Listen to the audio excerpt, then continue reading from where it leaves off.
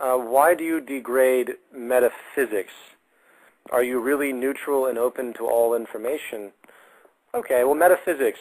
Metaphysics is essentially loosely defined as beyond the physical, if I remember correctly. In other words, those that use that term come in the context of psychics or telekinesis and moving things with your mind and bending spoons. And the bottom line is, regardless of what people say, regardless of the weird history, I've seen absolutely no evidence to support any of this.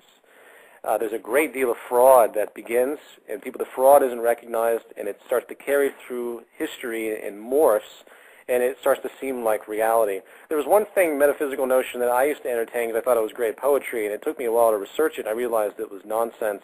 It's called the 100th monkey syndrome.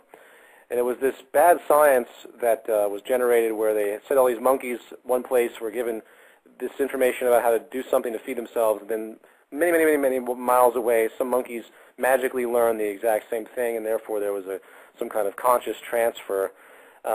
There might be some type of signal relationship to human awareness. I have no idea, but that was actually based on terrible science. It was actually done as a parable about the positive things by a man named Ken Kais.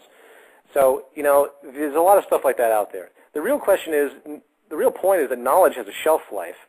And if I lived 5,000, 6,000 years ago, I would likely have large metaphysical beliefs. I believe in God because I wouldn't have any information to tell me why things occurred. If it rained and my family was killed, I would look for meaning for that, and I'd probably find, I'd invent reasons, and that's basically what metaphysics kind of is an irrational form of invention or a projection of an assumption that has no basis.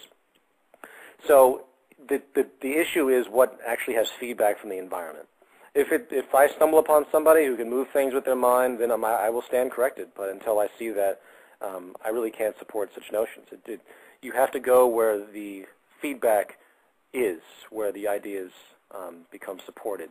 And unfortunately, metaphysicians, or whatever you want to call them, they're usually very poetic, and they very much mean well. And again, I used to share a lot of those beliefs many years ago, and I've grown out of those. And there's always going to be things that we don't understand. So I definitely understand that. But when I use the term, I'm talking about specific ideas of nature and human participation and thought and physical reality. And metaphysics has been proven in the sense of things being beyond the physical to not have a legitimate basis up to this point.